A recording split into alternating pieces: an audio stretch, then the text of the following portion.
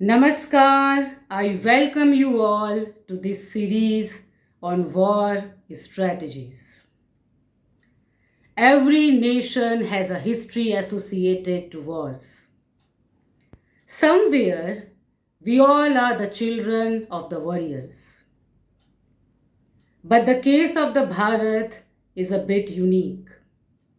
We are the land of gurus and warriors both.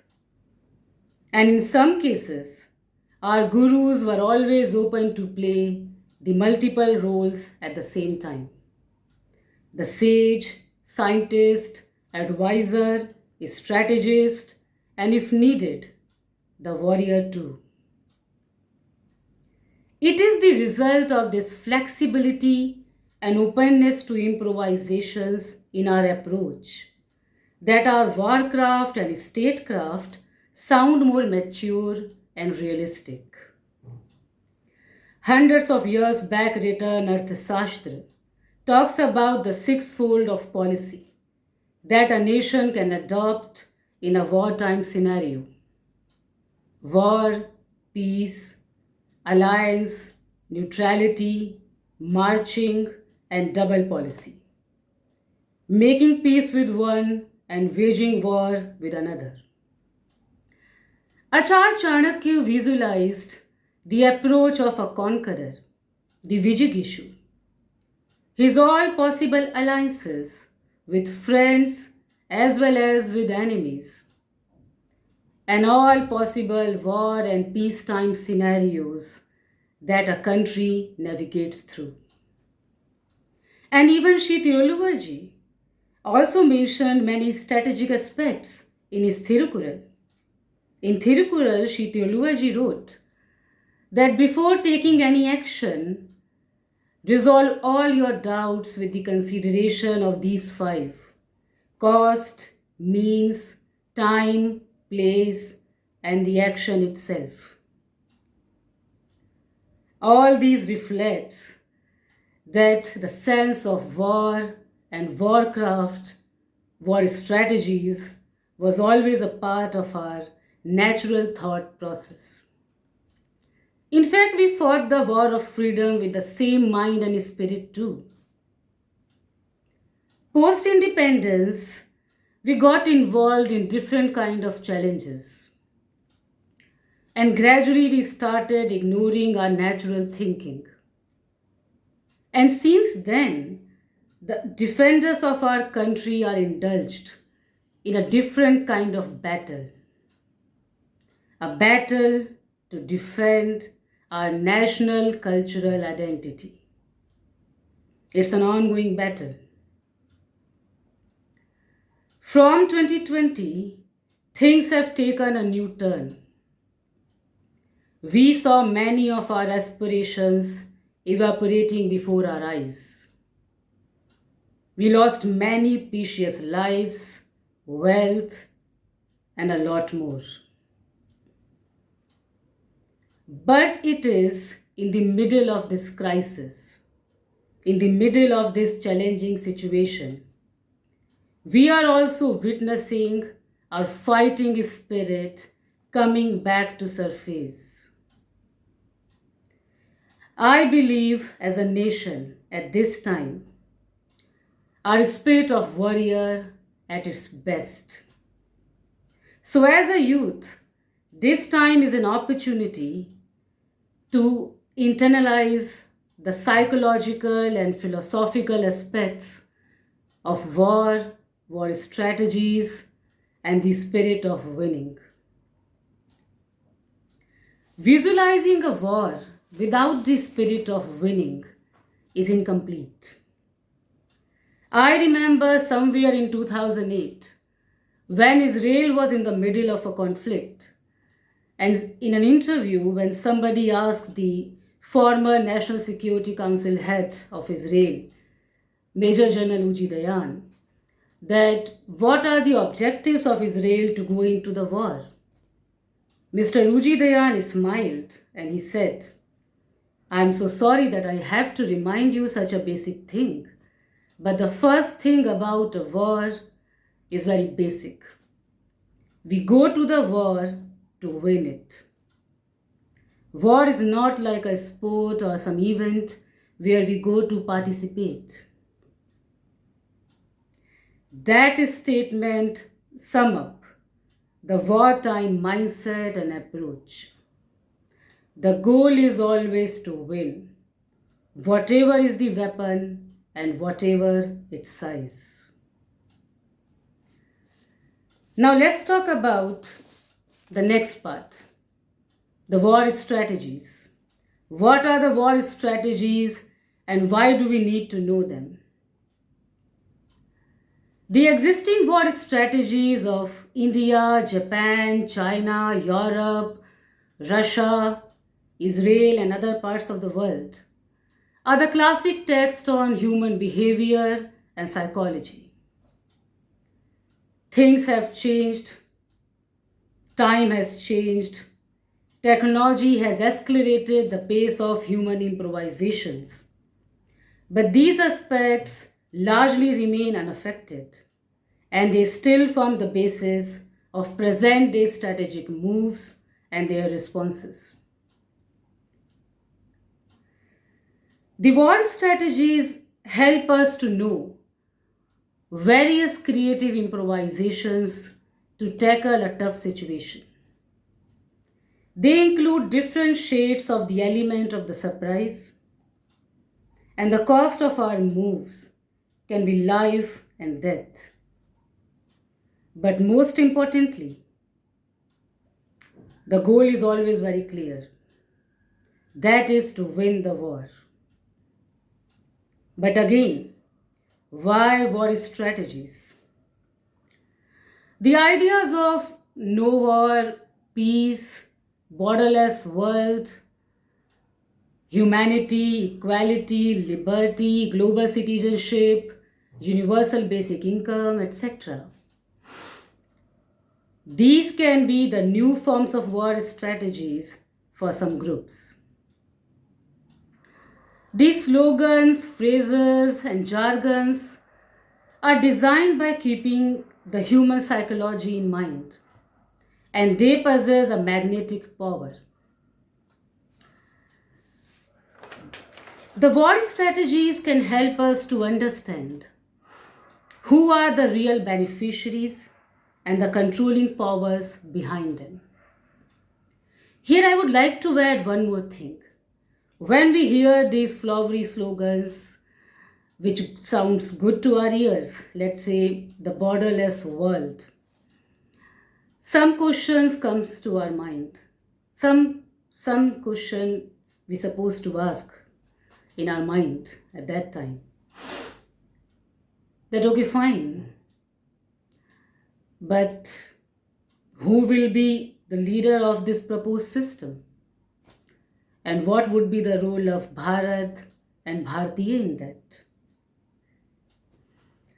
The new forms of wars are about narration, public opinion, and making the people dance to their tunes. They are less about the borders, bullets, and other conventional objectives and methods, and more about controlling the human minds and crushing the human spirit. But again, why war strategies? The war strategies help us to develop a twofold gaze, perception and sight. And with a large and broad gaze, we learn how to know the enemy's sword and not to be distracted by its insignificant moves. But why war strategies? Through war strategies, we learn how to hunt the hunters. Why war strategies? Because winning is not about simply cutting the enemies. It's also about not allowing the enemies to cut you.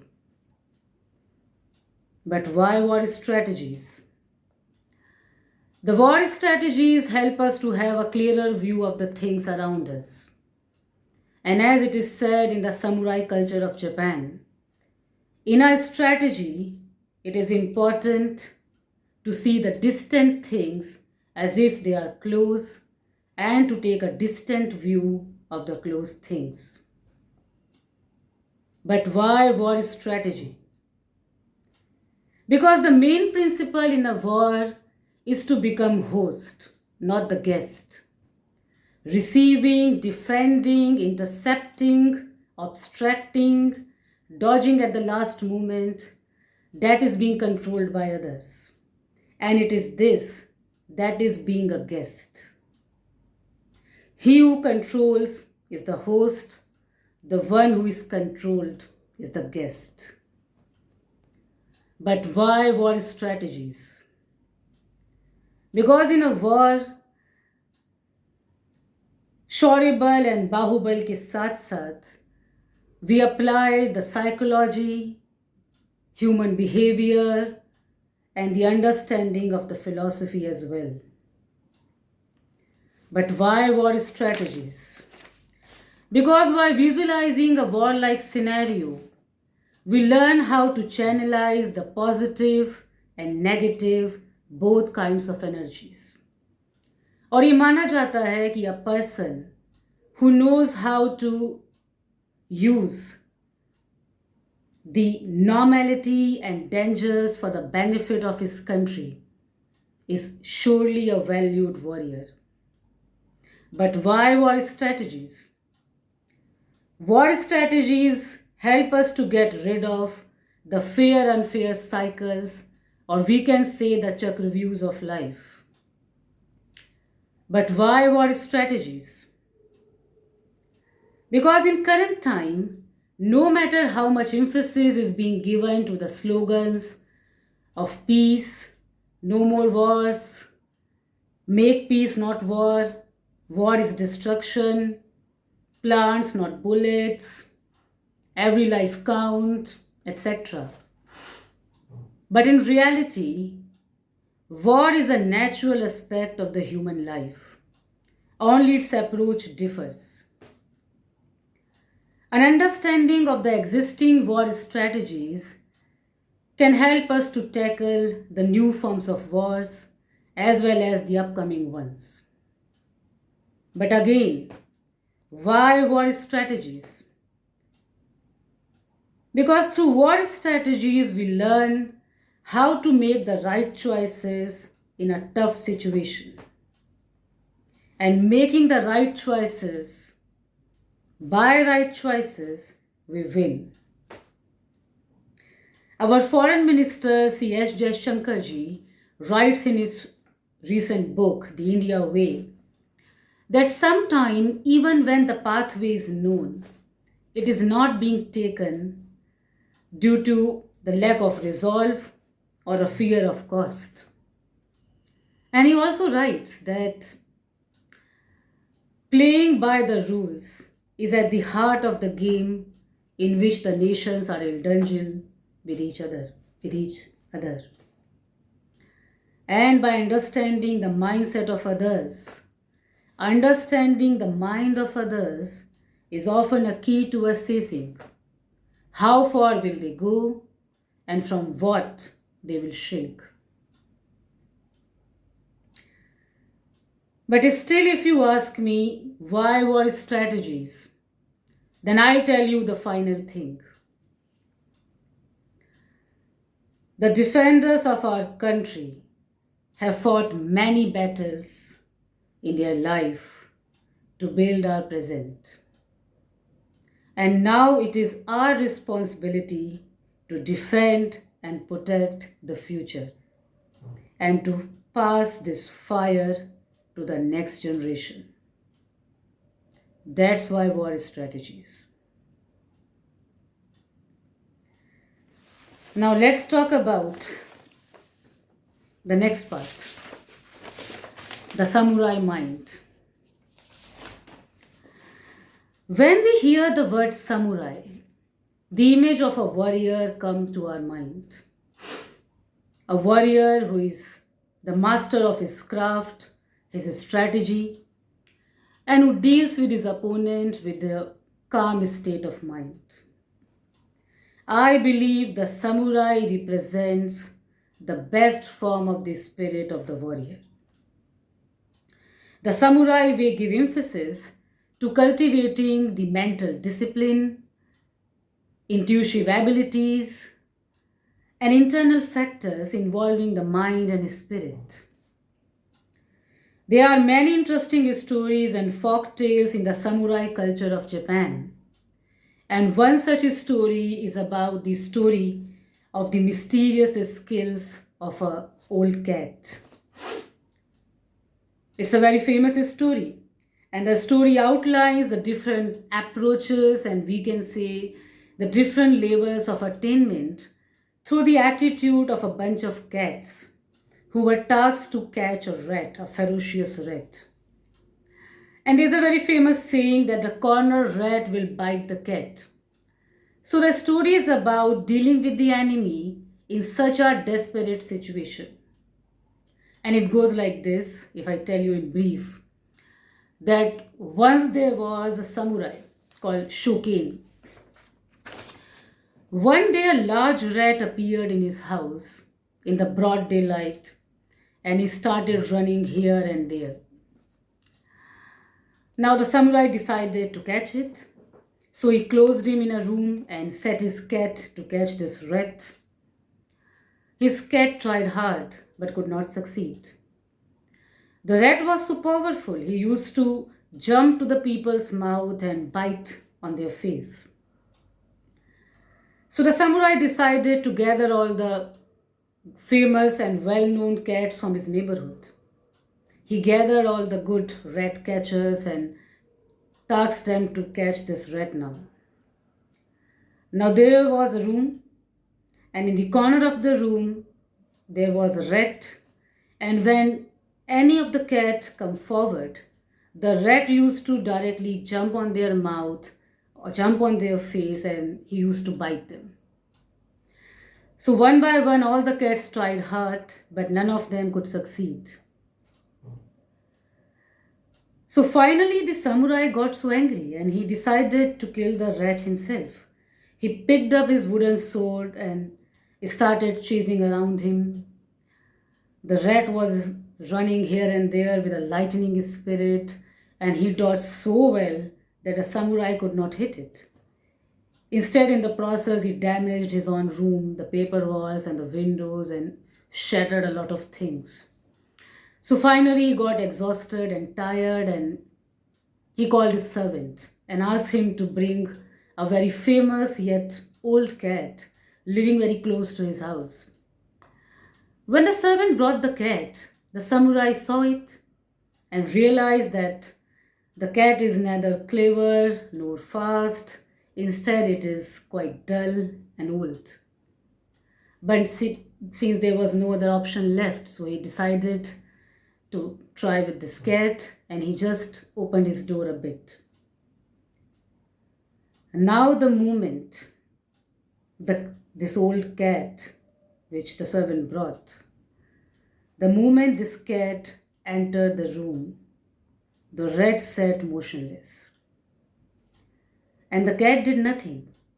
She walked slowly over to the rat and she grabbed the rat and brought it out in her mouth. After seeing this sight, all the cats gathered in the samurai house got surprised. Now they gathered around this old cat. They offered her the place of honor, knelt down before her and said that we all are the very famous rat catchers. We not only hunt the rats but the other animals as well. Our claws are always very sharp. But this rat today was so powerful that none of us could catch it. But you did that so easily and with so much natural ease. So you must have got some mysterious skills. Please tell us all what you can about this skill. Listening to that, the old cat laughed and said that, yes, you young cat have really worked hard. But since you were not taught the true way, you were defeated when you run into a situation out of your experience. So first tell me what all you have learned so far. Now all the gathered cats started coming forward one by one and they started sharing their experiences, their techniques, their skills, and their background.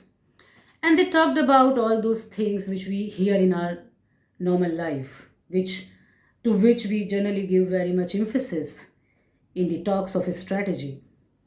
One cat came forward and said that I'm born into a family of rat catchers and I'm catching the rats since I was a kitten. Now I'm so much skilled in my art, I can perform all kinds of acrobatics, but this rat today was so powerful I could not catch it. Then another cat came forward and she said that I don't believe in skills. I have worked on my energy, my ki. I have trained so hard on my energy that I can follow my enemy like a sound is followed by an echo. But this monster rat today was so powerful and I could not catch it and I don't know how.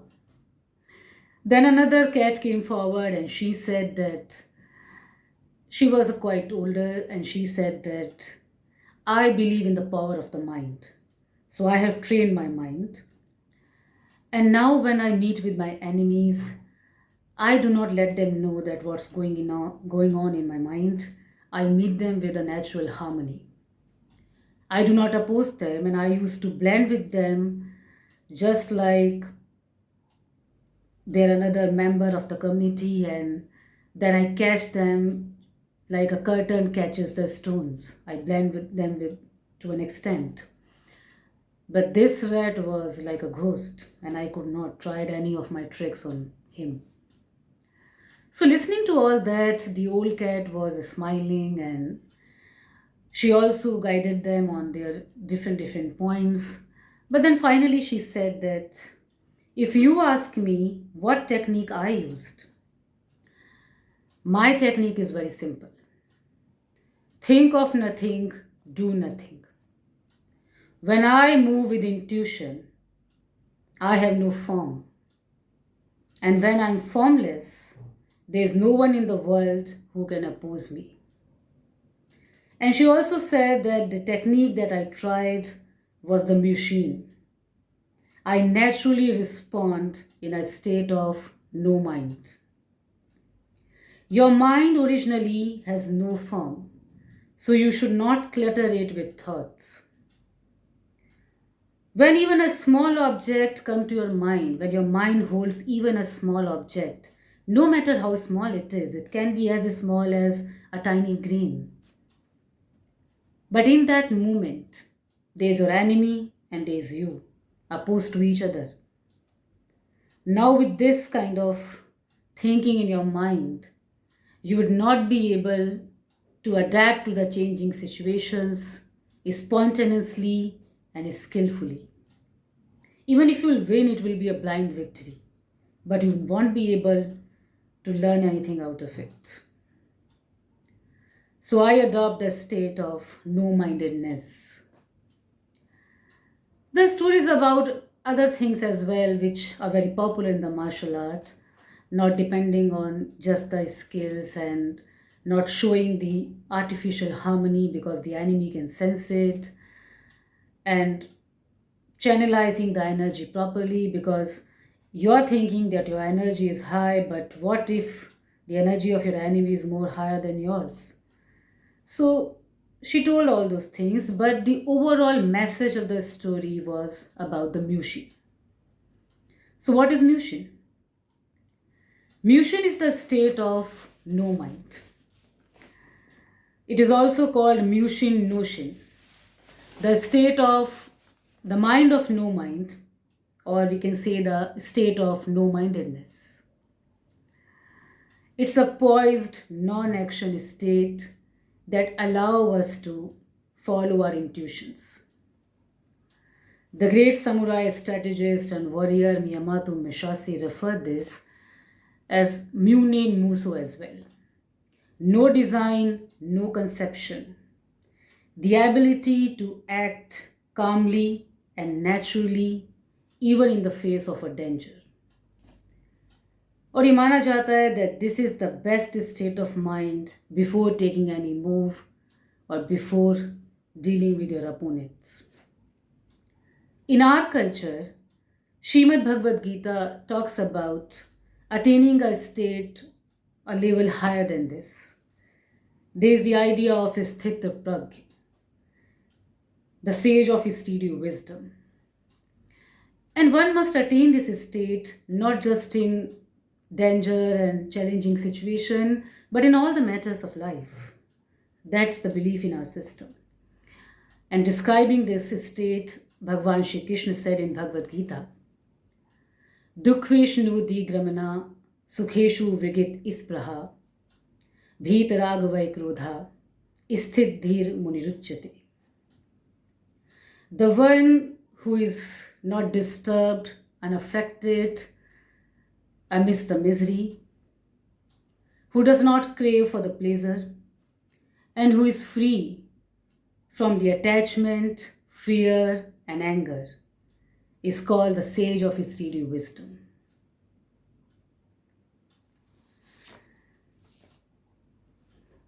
So there are other interesting things in the martial culture, in the samurai culture, which we'll cover in the coming episodes. But here I would like to say one thing. Bharat is the land of Kautilya and Japan is of samurai. We may have stopped looking at ourselves like that, but still a major part of the world views us in that light. An assertive Bharatiya mind and a calm Japanese gesture often give the impression of Kautilya and samurai to the rest of the world. The great samurai warrior and strategist, and who is also called the sword saint, Miyamoto Musashi wrote in his writings that when you have attained the way of strategy, there will not be one thing that you will not understand, and you will see the way in everything. So to conclude, I would like to leave you with an idea to think about.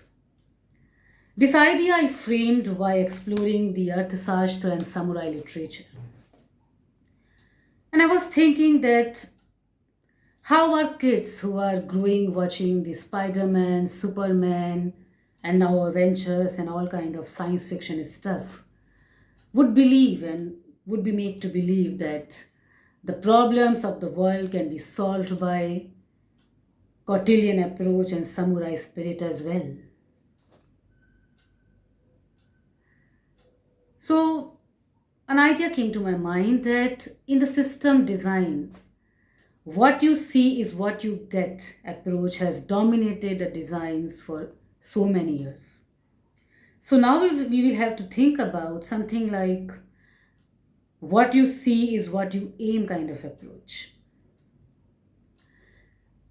For our kids and to catch the imagination of our kids, to make our kids to now start looking at the Kautilyan approach and samurai spirit, the video game community of Japan will have to join hands with the technical and creative community of Bharat. Together, the two sides can design artificial intelligence, virtual reality, and simulation powered game series in which we can show something like that. We can portray the two animation characters, let's say a guru, Kautilya, and a warrior, samurai. We can show them working on a joint mission or some joint projects, let's say protecting the ancient treasures, civilizational assets, and other cultural things through very well-defined levels of the game. And these will be the technology-powered, high simulation-powered games, so they will close to the real-life experiences. Through these close to real life experiences, our kids would be able to comprehend how the finest of the two sides can work together. And this is very essential now. I believe by combining, by improvising on these aspects of our heritage, of our legacy, we can put an end to this continued legacy of the choreographed patterns of engagement. And here I would like to quote a very famous statement of a master samurai of Japan. Once he said in a conversation that when the choreographed patterns are all that's left behind, those in the West will seek the principles in the East. Namaskar.